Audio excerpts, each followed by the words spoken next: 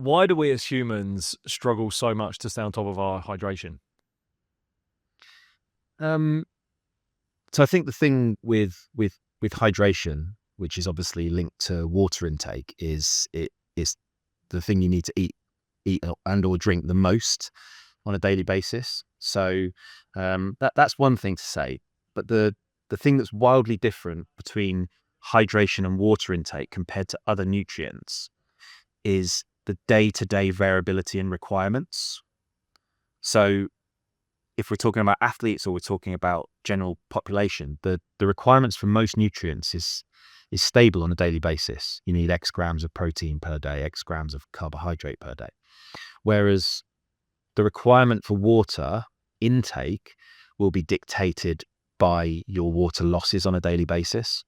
And we all know if we go and spend some time in a warm or a hot environment, or we do some exercise, we will lose sweat, and that changes our requirements. So I think it's the lack of consistency of intake that really presents difficulties for human hydration. Are we losing the ability to keep that consistency because of the introduction of many different products, liquids that are now available to us?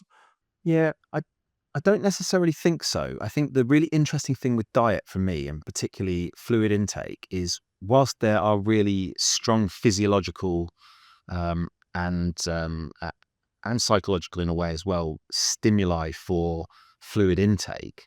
Generally, most people on a daily basis don't rely on those stimuli. The main one is thirst sensation, and we think of thirst sensation as one single thing, but it's actually not. There's many different ways that you can feel thirst. So true physiological thirst is caused by a deficit of water, but there are other reasons as well. But if you think about most of your fluid intake and most of my fluid intake, it's not driven by my thirst. I might have a drink if I am thirsty, but normally I don't have drinks when I'm thirsty, if that makes sense. So I have a cup of coffee in the morning, right? And so I don't have that coffee because I'm thirsty. I have that coffee perhaps because of the other things that the coffee delivers, and because I like the flavor of the coffee. I have a drink with my lunch, again, not necessarily because I'm thirsty, but because that's a habit. That's what I do every day. So there are social and habitual drivers that influence thirst and fluid intake particularly. And so most of us don't really think about our physiological needs when we're drinking. Um, So our social habits override some of those physical signals. yeah, definitely. And I think the thing with hydration and water intake is that, you can have more than you need and quite easily excrete that extra. It's not the same as energy, for example. If you have too much energy, then you run into problems, perhaps in weeks, months, however long it needs to reach that issue. But with hydration, your kidneys can quite quickly expel any extra that you've taken in. And so there's this constant hour by hour, meal by meal, fluid intake by fluid intake adjustment of hydration that goes on internally. And so, yeah, that kind of in and out is really quick with hydration, whereas it's not with other nutrients. Probably a really basic question, but what are some of the costs of poor hydration? So I think the key ones are when we start thinking about dehydration, which is a reduction in the amount of body water that we have. So we all have a pretty consistent level of body water. That's our water store. When you lose that body water and you go below where you normally would be, that's when we start to run into potential problems. So that's the main one. And the biggest ones that we can think of are things like endurance related performance, particularly seems to be degraded by dehydration, and cognition as well. So cognitive capabilities. So those are mostly tested in an athletic environment. And so we're taking somebody who's normally well hydrated and bringing them down, which we do see quite regularly in athletic scenarios. You know, whatever the sport is, if it's prolonged in nature and it has some element of high intensity or it's undertaken in a hot environment, we'll see dehydration. So yeah, in endurance and cognitive mainly. There are also linked to the cognitive side of things, quite strong effects on skill related performance. And of course, we can think of that in sporting terms. So there's several studies looking at cricket, basketball, football, or soccer, and other skill related tasks as well. And so those probably would transfer into less sporting scenarios. So if we think of everyday scenarios where people may experience dehydration, you know, manual laborers, people working environments, or situations where it's difficult to drink. So if you've got a lot of protective clothing on, firefighters, perhaps people working in factories where they have to wear a lot of protective clothing, then you could see skill and performance deficits there as well. So those are the main performance impacts. There are also potentially health related impacts as well. One of the strongest looked at is probably kidney health, and you know, significant and or chronic dehydration can be problematic for kidney health.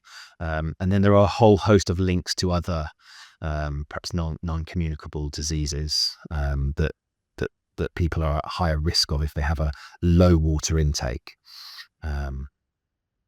Is there anything linked with dehydration and loss of power or strength? Yes, the effects seem to be less consistent there, but we've done 2 studies now looking at dehydration and strength. We've looked at voluntary and involuntary strength, so you can ask somebody to contract as strongly as they can, isometric contraction, and we see quite consistent deficits in strength. That if you read the literature and you read the different reviews on the topics, they say you need to reach a higher level of dehydration before strength deficits start to happen. I'll be completely honest, I don't fully agree with that conclusion. The studies that we've done, we've looked at relatively low levels of dehydration, so around 2% body mass, which is consistent with what a lot of athletes experience in their sport if it is prolonged and or in hot environments.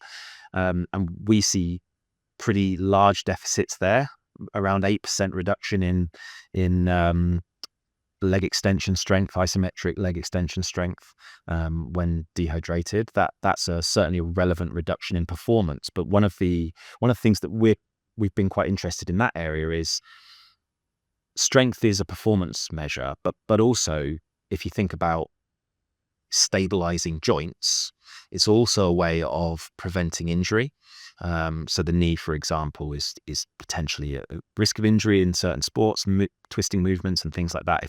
If you have better strength around that joint, you may be able to better stabilize it. So we were interested in whether dehydration might be impacting that injury risk potentially. So when we tested it, we actually tested the knee at a functional joint angle, so a lot more like you would experience when you're standing up and maybe an ACL tear might happen.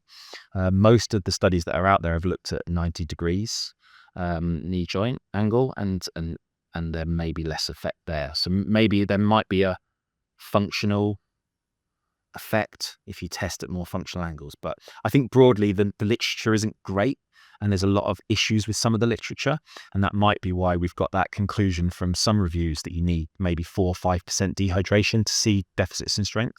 But they consistently used isometric strength as the measure rather than using any sort of concentric or eccentric movement? Yeah, a variety of different tests have been done, even ones that involve moving the person's own body weight. Because if you think about it, if you are dehydrated, your weight is lighter. So if you look at things like jumping, for example, it could be advantageous to be lighter. If you speak to most athletes that really power athletes, right? Jumpers, sprinters, that sort of thing, then certainly being light is an important factor. And if you can lose 1.5 kilos, most athletes would see that as a potentially ergogenic, performance enhancing weight loss. So yeah, things like jumping and power type performances don't seem to be so impacted. But then if you've got a deficit of strength, that could be offset by the reduction in body mass. Right. So Does that make sense? yeah. So, but my mind goes straight to sports like boxing right now. So Yeah. there is big fight coming up in the UK between Chris Eubank, Conor Benn. There's massive conversation around rehydration clauses. There's conversation around mass, the size difference in the athletes. Do you know much about rehydration clauses, or what they are and how they function? Yeah. So I mean, if you're considering those two fighters, they come from different weights, right? So the thing that boxers obviously do quite often is they will lose weight to make the weight they need to be for the weigh-in, and then the weight they'll be at competition is completely different. It may be 10% or more greater than it was at the time of weigh-in. And so I guess, and there's different rules for different organizations. If you go across boxing or other combat sports as well, all the Olympic ones and other professional sports like mixed martial arts, the rules are different between different organizations. And so I guess the way I see a rehydration clause is it's trying to prevent too much acute dehydration, and trying to guarantee that the natural body weight of the athletes are slightly closer. And it's normally the case when you see athletes competing against each other when they've traditionally been at slightly different weights. So yeah, Chris Eubank Jr. is a slightly heavier fighter typically than Conor Benn, and so that could bring advantages.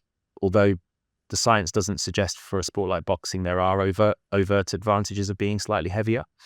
But yeah, that's one of the reasons. And that weigh-in to then the actual fight is usually 24 hours. And so how much of the rehydration that can happen after a boxer has gone through their phase of dehydration, how can they regain what has potentially been lost from a performance point of view within that 24 hours? Yeah, I mean, when you look at the reasons that they lose weight, it's not entirely dehydration. So a portion of that weight loss will be dehydration. They'll also lose muscle glycogen and associated water.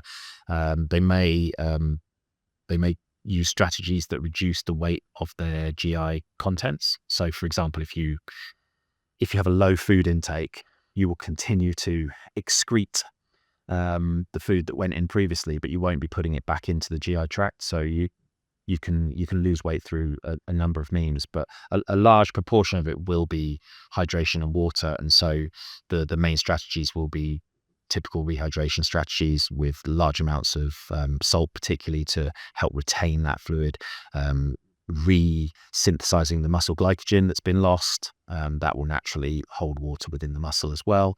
And through those means, normally these athletes will recover most of the weight. Of course, some won't. Some will recover more. And when you look at the data that's out there, it's quite interesting the averages aren't always huge for weight gain, but there are the anomalies that lose and or gain very substantial amounts of weight before and after weigh-ins. But there have also been health implications of that, and that kind of brings us to some of the potential health side of things with severe dehydration, and it does impair thermoregulation. And a lot of these athletes use exercise in the heat and things like that to promote sweating, and there can be life-threatening complications associated with that. There are, many athletes have been recorded as dying during the weight-making process. So it is a potentially very dangerous practice. Taking it from this extreme back to sort of the I guess, average Joe. How do we start to recognize the signs better of dehydration? I guess away from thirst, just feeling wanting to satiate the feeling of thirst. Yeah, probably the simplest methods are those related to your own urine output, and the kidney is quite good at metering what you need to lose and or not lose. There are factors that can influence that, but generally it's about how much and the concentration of the urine that people are producing. So it's difficult to tell because it can be very individual, and there are medications, supplements, nutritional reasons that people's urine changes color. But broadly, dark urine is a sign of low water availability. I'm hesitant to say that dark urine means that somebody is dehydrated, because I don't actually believe that is that strongly related. So your kidneys will retain water if they need to retain it. And so if you are producing dark urine, that is a sign that potentially you're not drinking enough. Or it could be related to intake of certain vitamins. Could be people who are if people are supplementing beetroot juice and things like that, or taking certain medications, it can change the color of the urine. But yeah, but broadly, that's the best signal we've got at a general population level. Yeah, I think this is probably where I fall down the most, is trying to keep on top of my hydration. I think it's the one thing, which is why I wanted to have you on the show, that I wanted to figure out like how much of it is costing me in terms of just everyday performance, cognitive performance, but also in the gym. Like the last year or so, I've gone into a much more hypertrophy style of training, just something that I wanted to do. And still, I've been pretty good with my diet, but I still think hydration is the one thing that has been poor. So how does hydration, water intake, work in terms of its correlation with absorption of other nutrients that we have, whether it be proteins, carbohydrates, macronutrients? yeah. There doesn't seem to be a huge impact from most, particularly the macronutrients, between water, hydration, and use of them. There aren't any specific studies looking at, for example, protein balance, but there are ones looking at post-exercise muscle glycogen resynthesis, and that doesn't seem to be influenced by hydration status. So it doesn't seem to have an effect on muscle glycogen resynthesis, for example. But theoretically, there's some evidence that hydration and or water intake could influence protein balance, synthesis, and breakdown, and certainly the amount of water in a cell, or the osmolality of a cell, does initiate certain pathways that could alter either of those two sides of the protein balance equation from a muscle perspective. So I think maintaining hydration would never be a bad thing for somebody who was trying to gain muscle. And certainly anecdotally, I think there's probably an association, not that an association means that much, between the amount of muscle mass somebody has and the likelihood of them carrying a big keg of water around with them. That does seem to be something that's quite prevalent for those that are really interested in hypertrophy. But there is that with a flask sitting right here.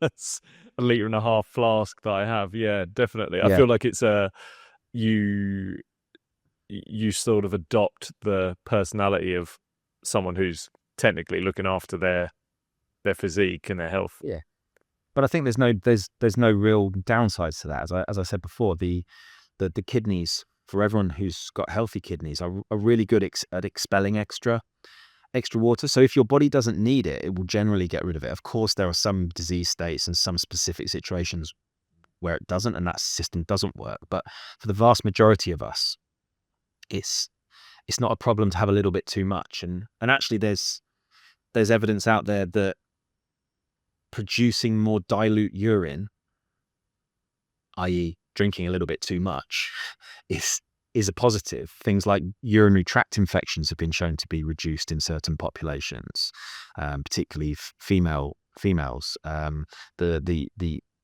general kidney health is probably better. There are associations again from kind of more epidemiological work looking at water intake and obesity status, and again there are associations there, and it is kind of logical that perhaps if you drink a little bit more water, maybe that means less other calorie containing fluids. It doesn't have to be pure water. For me, it's anything that doesn't contain any calories in is probably going to be, for the general consumer, it's going to probably be a good thing for them. Okay, this is where we can start to turn to the other forms of liquid that people are consuming. So let's start with juices, teas, coffees. What's going on there in terms of hydration? How much of it's a benefit and how much of it is costing us? Yeah, so with those beverages, there's not a real negative effect on hydration. So probably the big one that people often consider is teas, coffees, things like that contain caffeine. And caffeine is believed, or there is some evidence to support that it has a diuretic action, but it is really, really weak.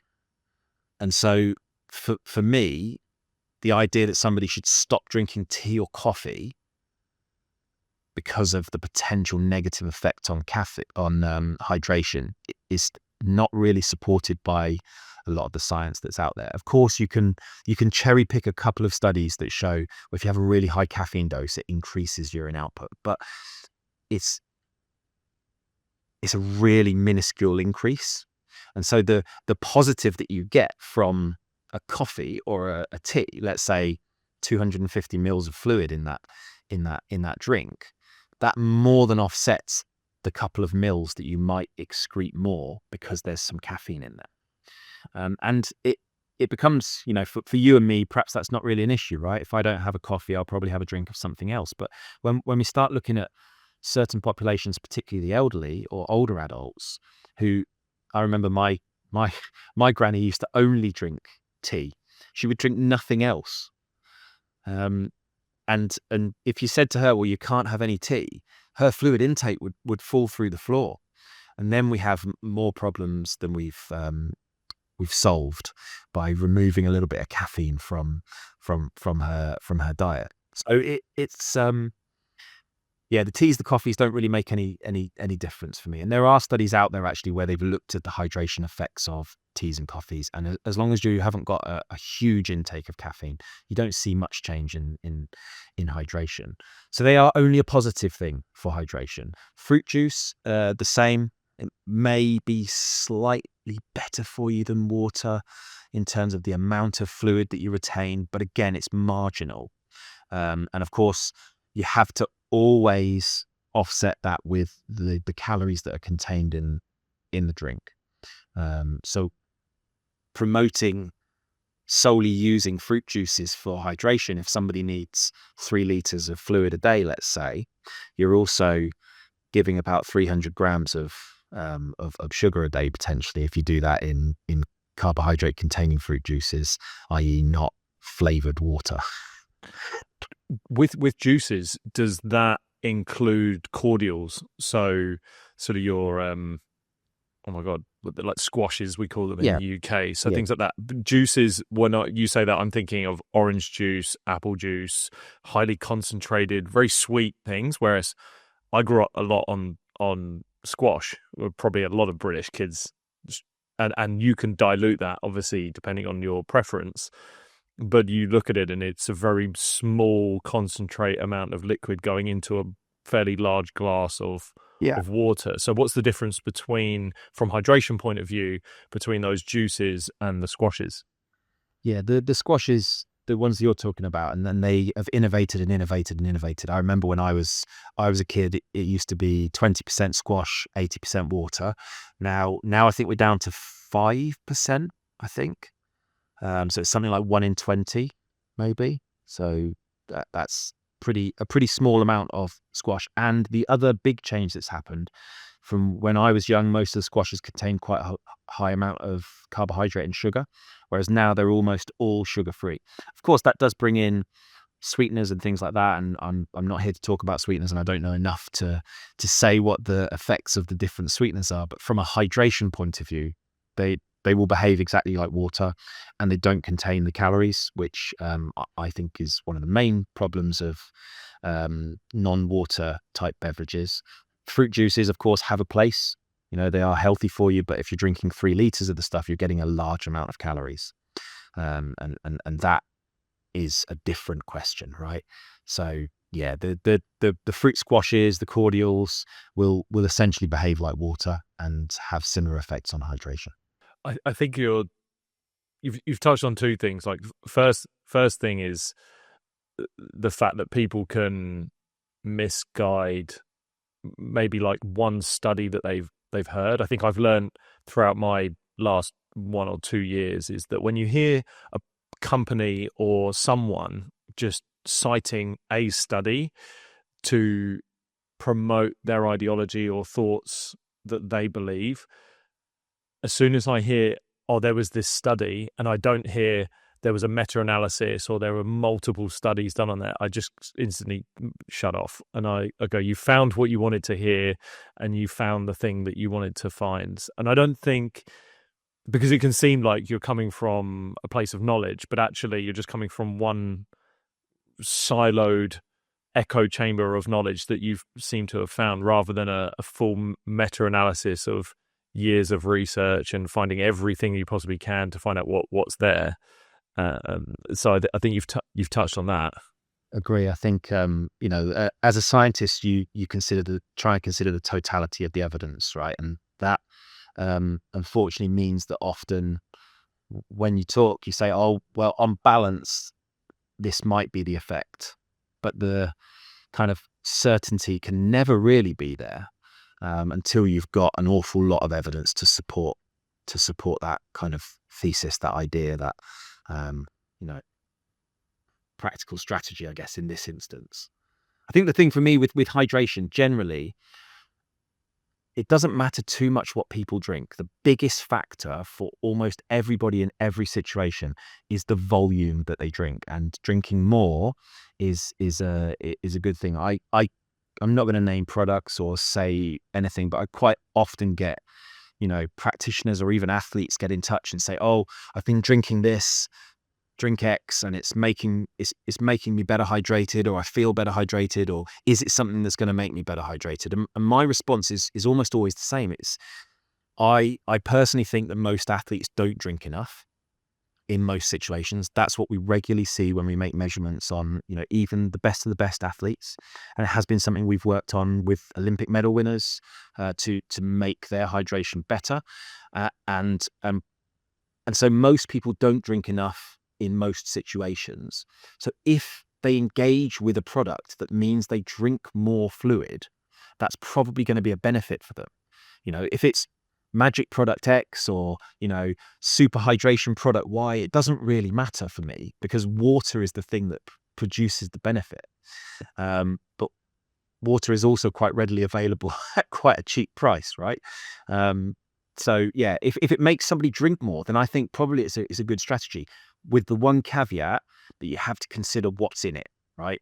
And so if you consume something that's 20% sugar at the same time, then you're getting a huge dose of sugar. In some situations, that might be a positive, but in some, it might not. And so it's the caveat of what else is in it is the one thing.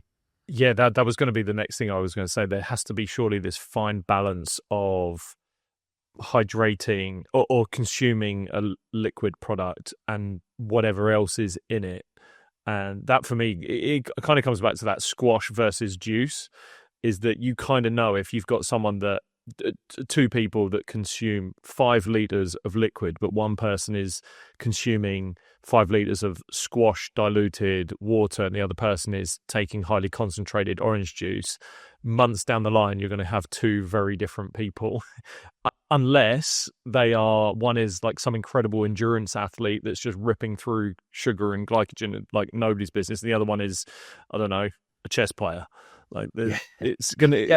There's that nuance as well, I guess. Yeah, I think so. And and over the years, I have used that type of trickery almost with an individual to elicit other outcomes as well, right? So one example is if you're working with a sport or you are an athlete where you struggle to stay on top of your energy intake. So we have almost the opposite problems in some of our elite athletes to what we have in the general population. We know that the obesity prevalence and the scale of obesity is rising, right? So in the general population, consuming something that has extra calories in it, whatever those calories are, may not be a positive thing.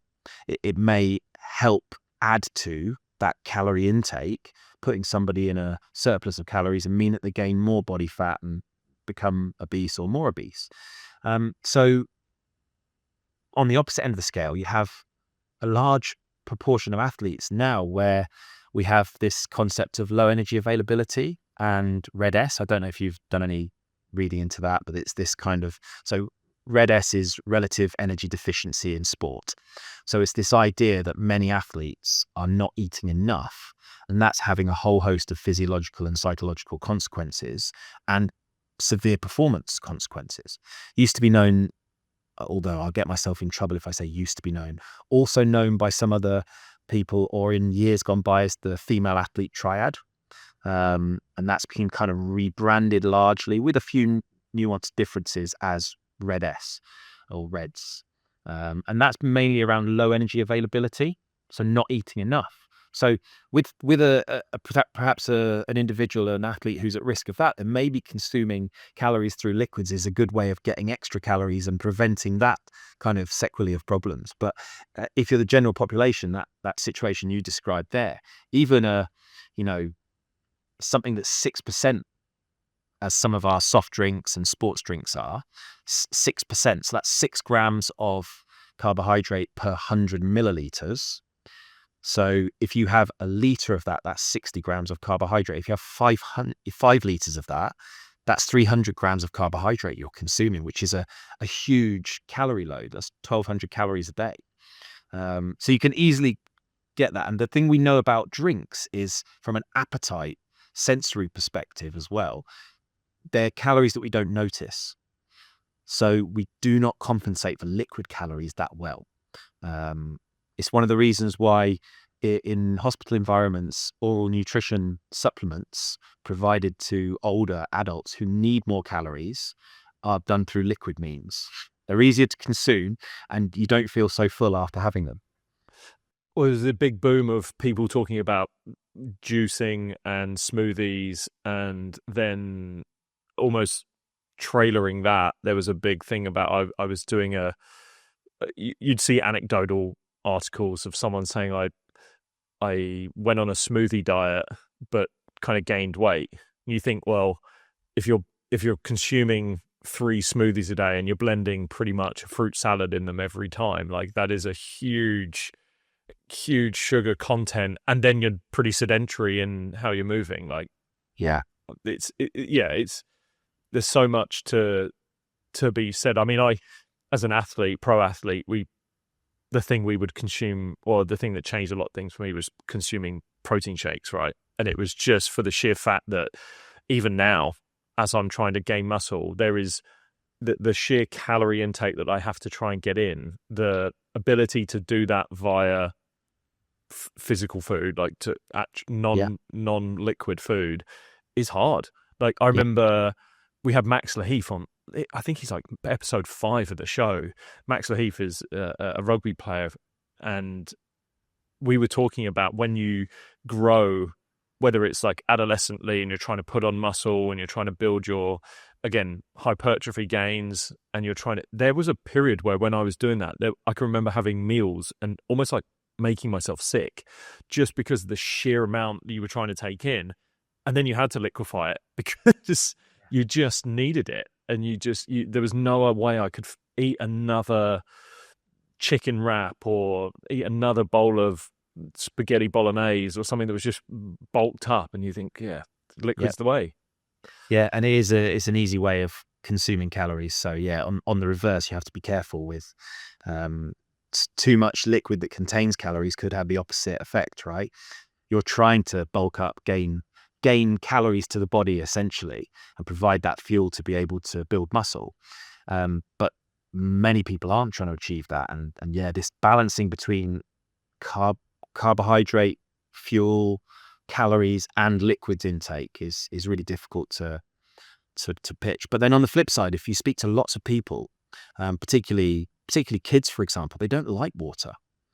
It doesn't really. I mean, I actually quite like the taste of water personally, and and you can taste differences depending on where you are. I mean, even in the UK, right? My dad's side of the family from South Wales, and I used to love going to visit my granny because the water tasted so different from where I grew up, which was a really different flavor of water because of all the kind of minerals that are in it from the local landscape. So yeah, so you do get different flavors of water, but a lot of people don't like it. So adding a bit of flavoring can be a really good way of encouraging people, particularly kids, perhaps athletes as well, and other sections of the population that need a little bit more fluid. Yeah, I think that's true. Like there's definitely, having traveled a lot around the world, like, and that's I'm currently in Barcelona.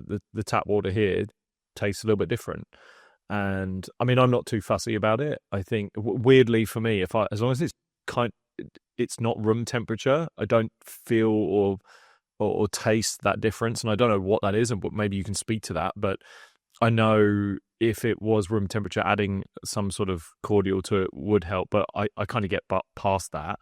But it is noticeable, like when you move from country to country and you're not drinking bottled water or drinking out of glass. I know there's a lot of conversation around like microplastics and consuming water through plastic bottles.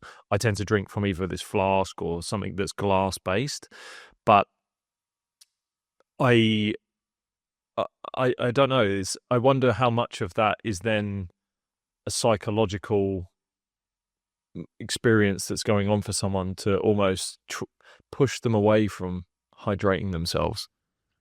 Yeah, potentially. I think when you look at the studies that have looked at temperature, there is a sweet spot for most people and their enjoyment of water or beverages, and certainly that seems to be somewhere between 10 and 16 degrees, that sort of temperature.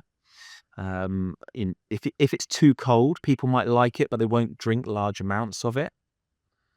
So it becomes a little bit more difficult to drink very, very cold water. So yeah, there's a sweet spot for drinking sufficient and enjoying the drink.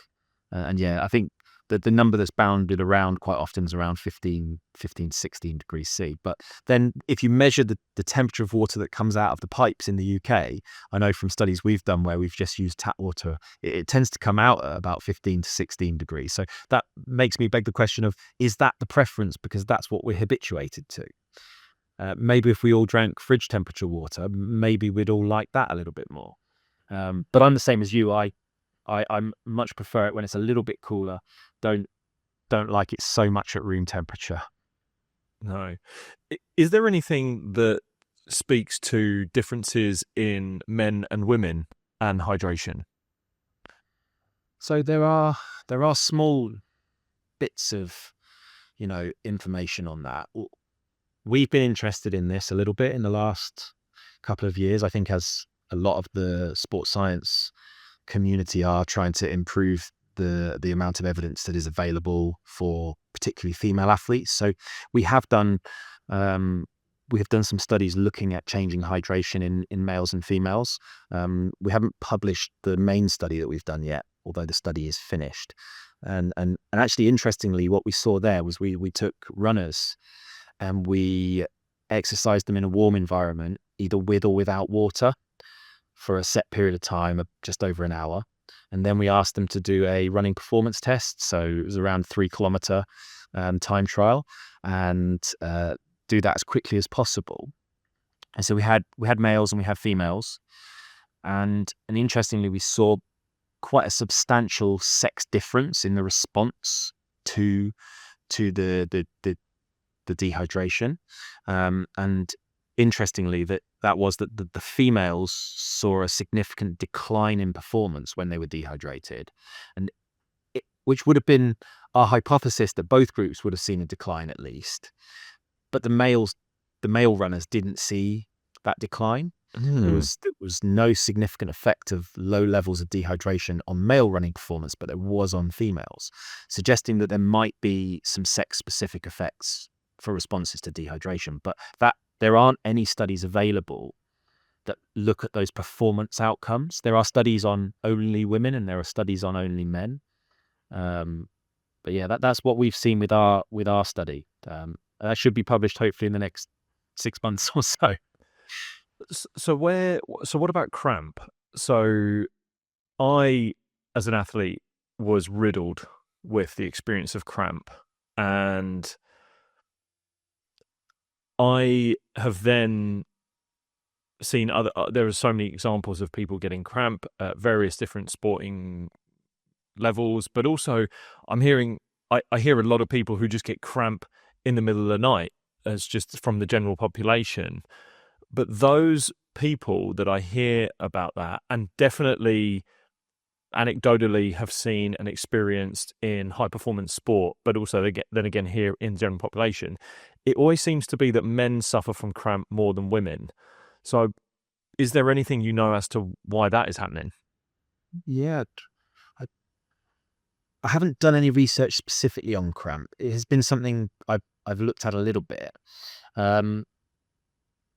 The only thing that I could guess at, and there's competing theories for what causes cramp, and as you identified there, Liz, there are different types of cramp, right? I remember being in the room at a conference where I had presented on hydration, and someone else was presenting on cramp, and they showed these studies that had been done looking at there were hydration interventions in cramp, and the method that had been used to test whether hydration influenced cramp was basically sitting there, putting your heel off the ground, toes on the ground, and then contracting your calf muscle to try and produce a cramp. And they looked at whether dehydration changed the onset of cramping. And the speaker said, okay, so if you want to, just give this a go now, have a go at it. And we all sat there in the auditorium trying to do this. And I sat there for about 3 minutes trying to make a cramp in my muscle, and I couldn't produce one. But in this study, they had managed to get people to produce these cramps. So maybe we were all doing it wrong, who knows? But there are so many different reasons that people cramp. If I get in a swimming pool, I don't swim very often, but when I do, automatically my feet cramp. Straight away, as soon as I'm kicking, my feet cramp straight away. Toes and things like that as well. So those probably are completely unrelated to hydration. So the main theories in sport, exercise-associated cramping, are electrolyte and or hydration variations, so changes in those, and or kind of muscle conditioning and those sort of things. So it is probably multifactorial in most situations. And there is some evidence to suggest that those that lose more salt in their sweat may be more predisposed to cramping. But then there are other studies that have disproved that. So we talked about balance of evidence. I think it's really a kind of toss up, and it's probably more an individual thing. But linked to that, males sweat more in total volume, mainly because they're bigger. Also have higher muscle mass, so generally, even relative to body weight, the sweat rates could be higher, and therefore sweat mineral losses may be higher. And so there could be a link there, but as far as I'm aware, there isn't any strong evidence linking those things. Again, slightly bro-sciencing this one a little bit, but my experience of cramp was always during bigger occasions. And when I was playing professionally, we did have someone come in and talk around that. I don't know where this is, and I don't even know where to find it, but that there was some sort of statistic around in FA Cup finals that there was a higher increase of cramp rates during those sorts of games, and even final-based games. and that came down to a psychological reason. Came down to the fact that essentially people were probably experiencing a lot more somatic anxiety. So everything was just revved up. They were almost like expending energy. And even as someone who did have higher rates of anxiety as an athlete, I almost can attest to that. I remember playing against Australia. So Australia were touring. It was a big year of the Ashes, and then we played them in a warm-up game. And it was a big game. I got selected. It was a big game for me. And I started that game. It was red hot as well that summer. It was so warm. Like all of the green grass had been singed brown. So there was no green grass on the outfield. It was crazy. And I got through my first spell. Was playing well. Like I was bowling. It was literally one of the best performances of my career. Got to about 4:00, and then my hamstring started to cramp, and I couldn't get rid of it. And that was it. It ruined the rest of my day, and even my coach got annoyed at me. And the fact that there was an annoyance from the coach, that ramped up my anxiety more, so I felt the cramp more. And then I even know, I almost feel like I psychologically held on to that experience, because every time I feel a moment of a slight trigger of what I felt like that, I will cramp. And I've had it again when I'm in Australia. Of course, these are really hot climates, but every time I slightly feel that mental trigger of my body now feels no longer relaxed, it feels tense, it feels that, and I almost convince myself that there will be a cramp coming on. And it's almost like you can't stop it then. There's no way of relaxing. There's no way of being able to like massage it out or hydrate. I was taking on so much fluid and still couldn't get it going. Yeah. And there is, I think, a really underappreciated role for that anxiety of the athlete in many of these things. And we know that there are physiological manifestations of anxiety, right? The probably the most common one I can give you, which isn't an athletic one necessarily, but if you take blood samples from people, okay, so there are large numbers of people that have really kind of anxiety-induced responses. People faint even at the sight of needles and things like this. So there's a huge anxiety component to many things, and there are definitely physiological outcomes associated with anxiety. One of the things completely unrelated to hydration that we're interested in is anxiety and GI related symptoms, which obviously feeds back to nutrition and ability to supply and or deliver and or kind of absorb nutrients and stuff with anxiety. I've spoken to several elite cycling teams around some hydration and kind of apparent fluid retention in athletes, and often those athletes are ones that are quite anxious. So I think there are definitely underlying anxiety kind of causes for things like probably muscle cramp. Although I'm not in that area, so I can't say, oh, go look at this study or whether it's even something that's been considered. Maybe it has. But yeah, I think definitely on that side of things, there will be psychological inputs to a lot of these things, and we don't appreciate that kind of biopsychology, the interaction between biology and psychology enough. And yeah, I mean, what's a bigger testing bed of anxiety than elite sport? There's not many places that is going to really stretch people more. But the going back to the cramping thing, and you know, heat cramps are a thing. I've never seen them, but you have athletes, and the most common place you see it is in American football, where you know they do these very, very strenuous training sessions, long periods of time. The preseason for American football also overlaps with really hot periods. So, and apparently speaking to other people that have seen it, it's, you know, this involuntary whole body cramp. And it sounds horrendous, but we definitely know that those things happen. And it's difficult to really disentangle all of the factors there. Would that be because of padding, their inability to remove some of the heat as well? Because even as you're saying that, I'm struck by that, because you think of like really high endurance sports, and I mean, I've had Dan Lawson on the show, who's a GB ultra marathon runner, and he's run through the Gobi Desert. He finished second in some death race in Death Valley.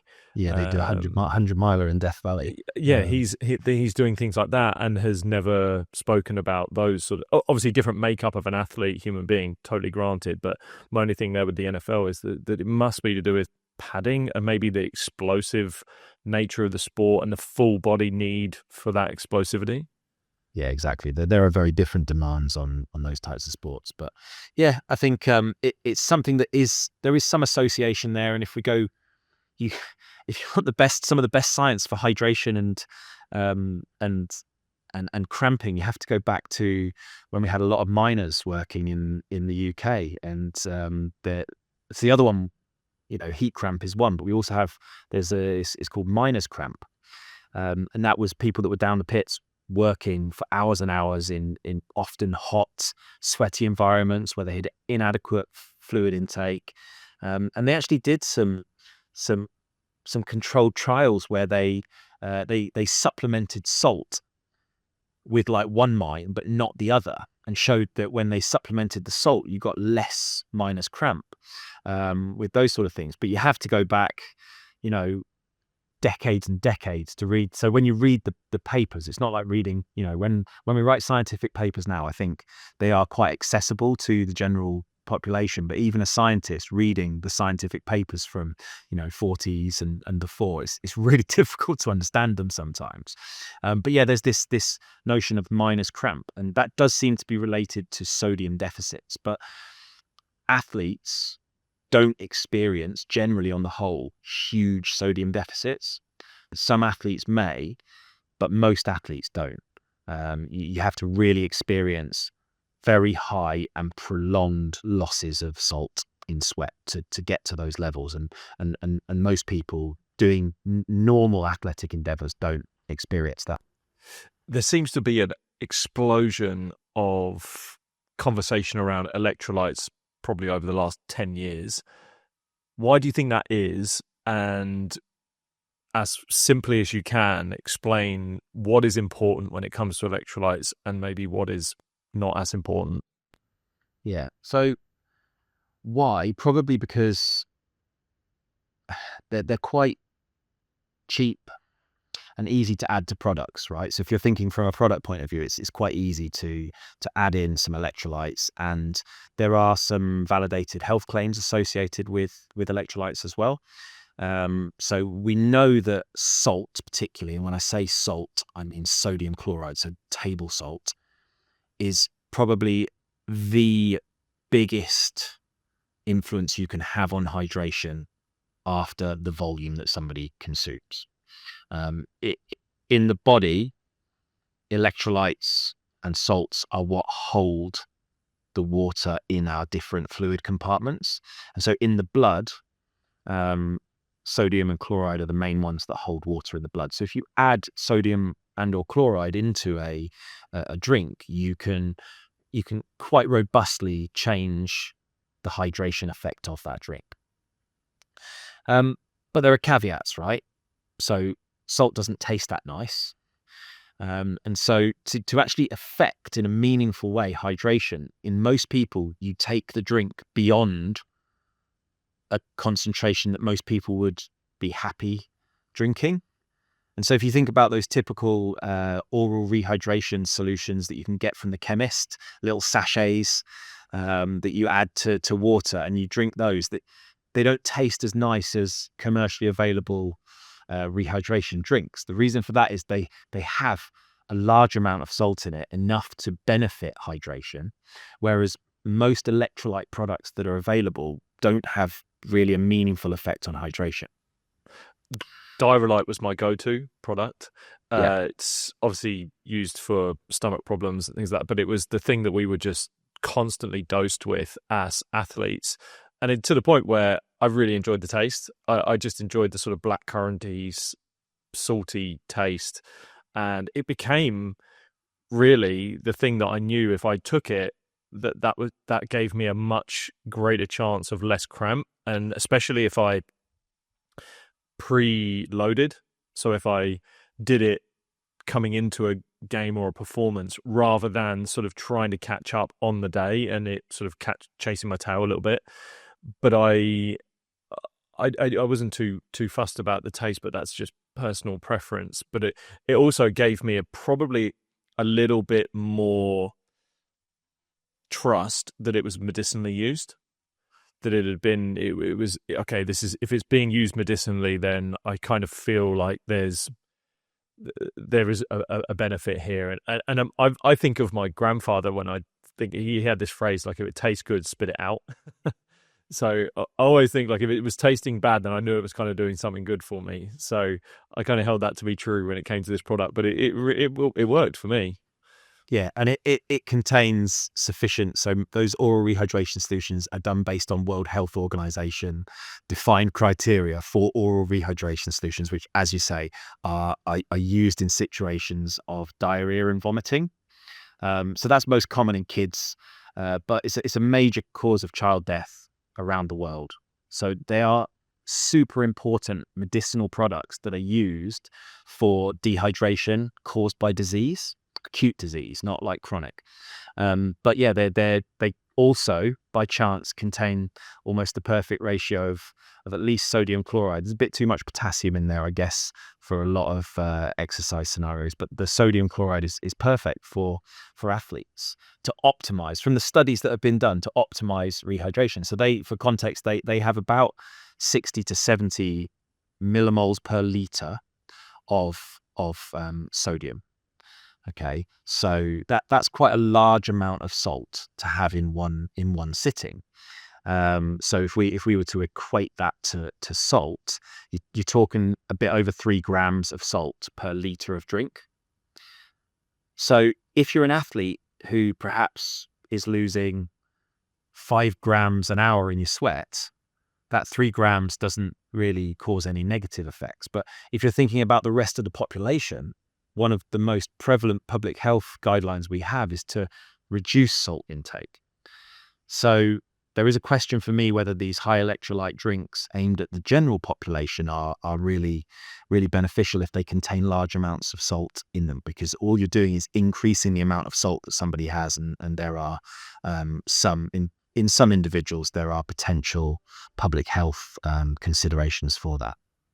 I'm going to go here because it was something that came up, especially in Australia. Pickle juice, when it comes to hydration, how much of that is a myth and how much of that has truth in it? Yeah, so pickle juice is, I'm no expert in pickle juice other than quite liking pickles, to be honest.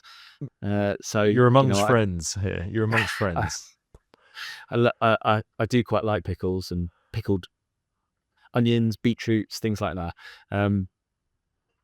But there are 2 reasons that people take some of the kind of pickle juice that's out there. One is specifically cramping, and again, I'm no expert in this kind of pickle juice and cramping nexus. There seem to be some receptors that are specifically activated by the pickle juice, and that's the purported mechanism for how they might influence cramping, is my understanding. Whether they do or don't is beyond I don't know the literature well enough. From a hydration point of view, there is sometimes quite large amounts of sodium in pickle juice, but it comes down to volume, right? A high concentration of nothing is still nothing. So, if they have really high concentrations of sodium, but you have 10, 15, 50 mils of the stuff, you're probably not consuming enough salt or sodium to be able to meaningfully affect hydration. So yeah, of relatively minimal value from a hydration point of view. In my view, it's a volume thing, and that's where you'll get benefit. Yeah, so it was people that were saying that you should take a shot of pickle juice, whereas you might be saying, depending on the concentration, drink a pint of it. If it's potentially, yeah. Listeners, don't take a pint of pickle juice if you don't need, if it's too concentrated. But no, I think I would imagine there might be some GI related issues from either end, maybe. I imagine. So when it comes to hydration, what would be some of your best practices for people to stay on top of it? Are we talking athletes or general population? I would say if we shoot for athletes, because I feel if athletes take control of their hydration, then the general public will only benefit from that as well. Yeah. Okay. So, and I think actually the first thing I'm going to say probably could apply to either of those groups. So,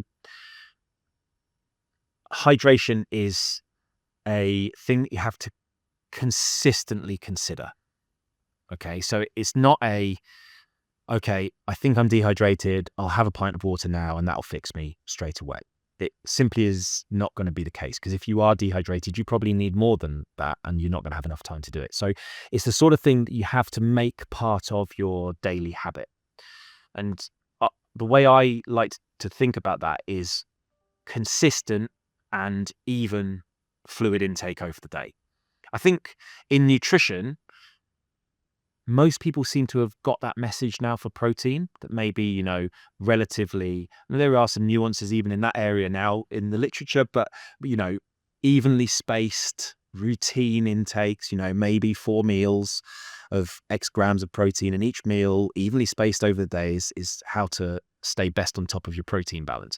I think you can apply a similar thing to water. So what I say to athletes particularly is every meal you have, drink at least 500 milliliters of water. And that doesn't have to be pure water. Whatever your beverage of choice is, and we talked about some of there's calories in this, there's not calories in that. You can make those decisions yourself. But if you have 500 milliliters of drink with every single meal, and let's say as an athlete, you're probably going to have 4 meals, even if one of them's a snack on a daily basis, that guarantees 2 liters of water every day. And as we kind of started the conversation with, daily requirements change. For, if somebody's doing 3 hours exercise in a hot environment, they're going to need a lot more than if they're on a rest day and they're in the UK where it's 12, 13, 14 degrees C on a daily basis. Okay, so your fluid intake fluctuates, or your requirements fluctuate. So if you have that as a consistent thing with every meal I have, a pint of drink, 500 milliliters of drink. It's also nice because it links with a bottle of drink that if you're the sort of person that gets a meal deal or something from a supermarket, then you automatically get 500 milliliters of a fluid. So do that every time, you get 2,000. And that's before you've done anything else. So then if you have a coffee, you're adding in maybe 300 milliliters. If you have something to drink in between, staying on top, having a bottle available is another way of improving hydration. If it's there, people will drink it. So I say that 500 mils with each meal, and then try and have a bottle or something available with you so that when you are thirsty, you can just have a bit of a drink. And if you do just those 2 things, you'll probably get most people to about 3 liters of fluid a day. And that's if we don't consider the water that's in food. And we haven't talked about that at all today, but actually there's a substantial amount of our daily water intake comes from food. And so I think if you do those 2 things, I have a bottle of water on my desk with me. I haven't actually drunk anything from it today, but it's there if I want it. And then I have that 500 milliliters with each meal. You'll get to 3 liters of fluid intake from drinks on a daily basis, which is probably more than enough for most people on the planet. If we then take the athletes into consideration, it's then tailoring the fluid intake around exercise is where they then have to add to that. So if you are, if you're a chess player, then probably it doesn't matter. If you are a runner, for example, and you're training for a marathon, and maybe today's a day where you're going to go out and do 2 hours of running, where you're probably not going to consume that much fluid, then you're going to really need to up your fluid intake around that training session. If you are a team sports athlete, for example, and you're doing pitch-based training, and maybe that's an hour or 2 hours, whatever it is, if you've got water around or fluid around and you drink that, you'll probably do a pretty good job of mitigating some of those losses, and then you may need to drink a little bit more afterwards. It's quite easy to do if you're in a situation where you really care about it. You can weigh yourself before and after exercise wearing exactly the same clothes, and the change in weight, as long as you haven't eaten large amounts or haven't been to the toilet for a number two, that change in weight will effectively be your fluid loss for that training session. So that's quite easy to do if it's a situation where you really care about it. But if you do that first thing, you get around 3 liters just in your daily intake. You've got your food, which is probably going to be at least another liter. So that's 4 liters of fluid in a day, which will cover most people. So then what they drink during and after training is just on top of that, total fluid intake. And then I think most people would be all right. What about alcohol? People who consume alcohol and hydration, what happens after, and how's that costing them? So it does depend. It's a bit like the caffeine kind of point as well, Lewis. There's not massive diuretic actions caused by alcohol.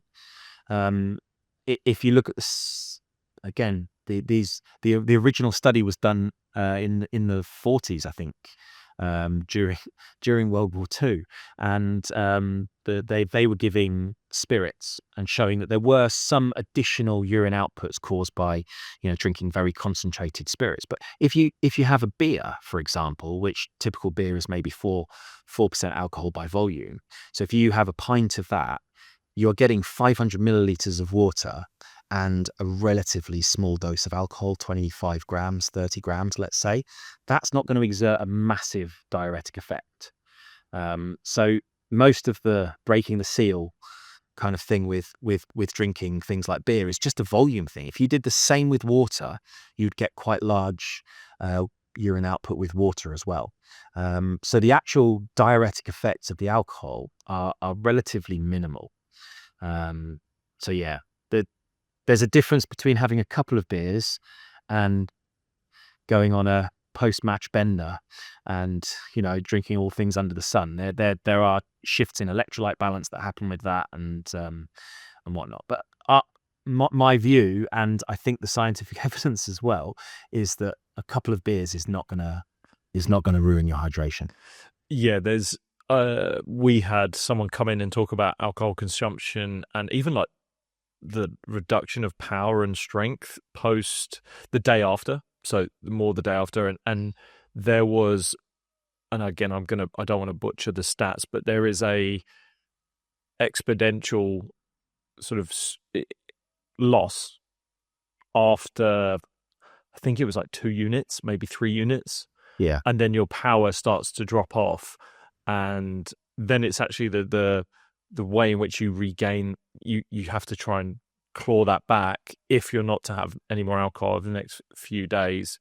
So again, sort of what we're talking around here when it comes back to the juices is this understanding and balance of like what you're consuming. We're not trying to say you can have a beer because it's full of water and you're going to be hydrated. It's like, no, if you have too many beers, then you're adding in these different effects that are going to happen and cost you down the line that are nothing to do with hydration, nothing to do with that. Yeah. And there may be some things that are related to particularly electrolyte imbalance that you get with large levels of alcohol intake. For me, it's probably one of the great unanswered questions that science should be trying to fix is what causes a hangover. Why is it that people get hangovers the next day? And I think that it's a real shame we don't know the answer to that question. That is interesting that we've never even considered that, considering the majority of the population in the world will understand what hangover feels like. Yeah. And especially anyone who's over 30, they'll always talk about how over 30, then you start to really feel them. Yeah, definitely. I think certainly my hangovers are worse now if I do get the opportunity to have any drinks than when I was in my late teens and early 20s. But then I think there's other factors there as well, right?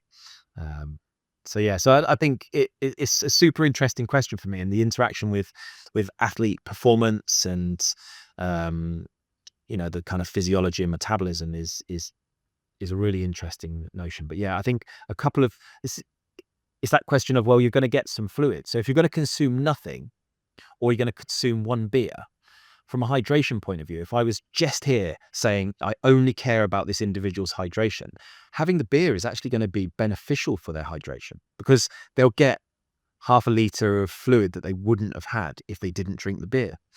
Yeah, that's wild to think of that, but it makes so much sense at the same time.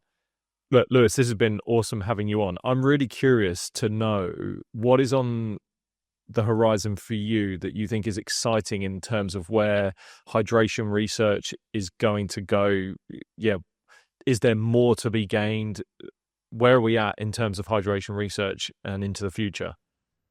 Yeah, so I think for me, there are three key areas that are of real interest to me, and we haven't fully talked about some of these, but the first one is that when we look at hydration research from a performance perspective, there are potentially big problems with the design of the studies that have been done. So we look at nutrition research and a placebo-controlled, randomized controlled trial is the gold standard. And whilst hydration research has been really good at doing crossover trials and things like that, there are virtually no trials that blind the participants to the hydration intervention. And if you say to most people, "Oh, is dehydration good or bad for your performance, or is it not different?" Most people say it's bad. So 9%, that's a guess number, but 99% of the studies that are out there looking at hydration and performance have done exactly that. They get people in, they go, here's some fluid, you're going to be hydrated this time. Other trial, oh, don't drink for a day. Or, oh, go and do 3 hours exercise in a hot environment, don't have any drinks. And then they attribute any change in performance to hydration rather than the overt knowledge that they were dehydrated and the belief that that might impair their performance or any other effects that it might cause. So that lack of a blinding in the testing of hydration is a significant problem. We've done some work doing that with endurance sports now, and so I'm at the stage where I can say unequivocally, I think dehydration impairs endurance performance. So we've done studies where we put nasogastric tubes down into people's stomachs, and then that goes behind them. And so even whilst they're actually exercising, we can infuse fluid into their stomach, or we can do dummy infusions so they think that we're infusing fluid into their stomach. And by doing that, we've been able to effectively blind people's hydration. So then it's rolling those out to other areas. So, we talked about cognition and strength. How much of those detriments in cognitive function are because people either don't feel very good because they haven't drunk for a day and a half, or they've just done 3 hours exercise in the heat and not drunk anything. How much is it that perceptual and or the psychological belief that dehydration impairs performance rather than the actual effects of dehydration? So that's the one big thing. It's a real struggle because in academia and in science, we're limited by what we can get funding for. And nobody wants to fund these studies because we've already got a whole series of studies that show dehydration is bad for cognition, for example, or strength. So encouraging somebody to put money in to fund research that might actually show that all of the stuff that we know is wrong is a difficult ask.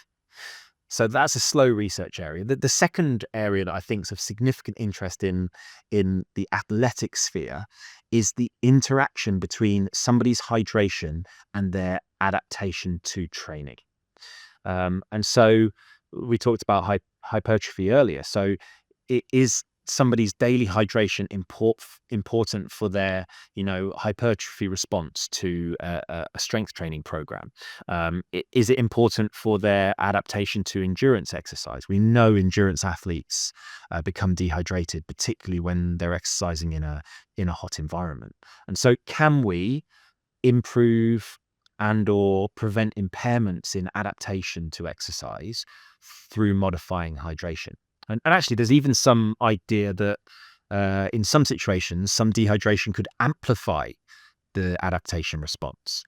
So if you look at the adaptation for the vascular system, increasing shear stress to the vascular system is a good way to make it adapt more.